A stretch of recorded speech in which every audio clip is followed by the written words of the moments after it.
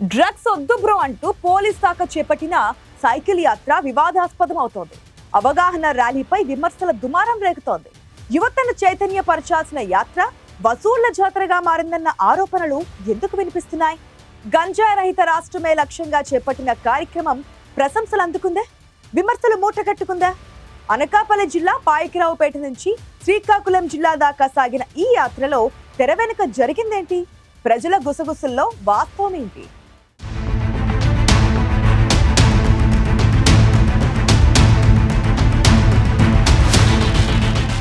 Drugs రహిత సమాజం వినడానికి ఎంతో ఆకర్షణీయంగా ఉన్న నినాదం. యువతను మత్తు పదార్థాల నుంచి కాపాడుకోవాలన్న ఆలోచనతో ప్రారంభమైన కార్యక్రమమే అభ్యుదయ సైకిల్ యాత్ర.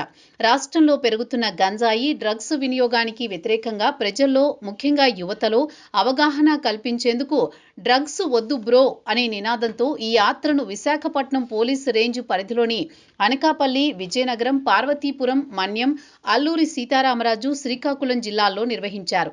2025 నవంబర్ 13న అనకాపల్లి జిల్లా పాయకరావుపేటలో ప్రారంభమైన ఈ యాత్ర 2026 జనవరి 3న శ్రీకాకుళం జిల్లా ఇచ్చాపురంలో ముగిసింది. విశాఖ రేంజ్ ఐజీ గోపీనాథ్ జెట్టి పర్యవేక్షణలో 25 మంది పోలీస్ సిబ్బందితో కూడిన బృందం ఈ యాత్రను పూర్తి చేయగా, ముగింపు కార్యక్రమంలో హోంమంత్రి వంగలపూడి అనిత, కేంద్ర మంత్రి రామ్మోహన్ నాయుడు పాల్గొని ప్రత్యేక పైలాన్ను ఆవిష్కరించారు. అయితే ఈ యాత్ర ముగింపు కార్యక్రమం విజయవంతం చేయాలనే సాకుతో నిర్బంధపు విరాళాలు వసూలు చేశారన్న ఆరోపణలు గుప్పుమంటున్నాయి.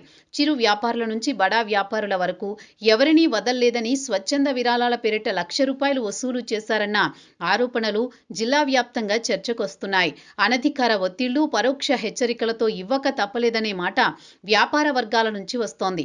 అవేర్నెస్ కార్యక్రమాలు ఆదాయ మార్గాలుగా మారిపోయాయా అన్న విమర్శలొస్తున్నాయి.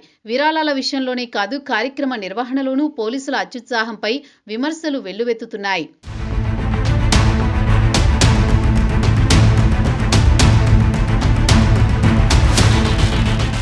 ఊరేగింపులు, శుభకార్యాలు, పెళ్లిళ్లకు ఒక్క డీజేకి అనుమతివ్వడానికే మనసొప్పని పోలీసులు హోంమంత్రి పాల్గొనే కార్యక్రమానికి ఏకంగా 8 డీజేలు ఏర్పాటు చేయడం ఎవరి మెప్పు కోసమన్న మాట జిల్లావాసుల నుంచి వస్తోంది. కార్యక్రమ నిర్వహణకు భారీగా ఖర్చు పెట్టినా, భారీగా సమీకరించిన పాఠశాల విద్యార్థులను ఆకలితో అలమటించేలా చేశారన్న ఆరోపణలు కూడా వినిపిస్తున్నాయి.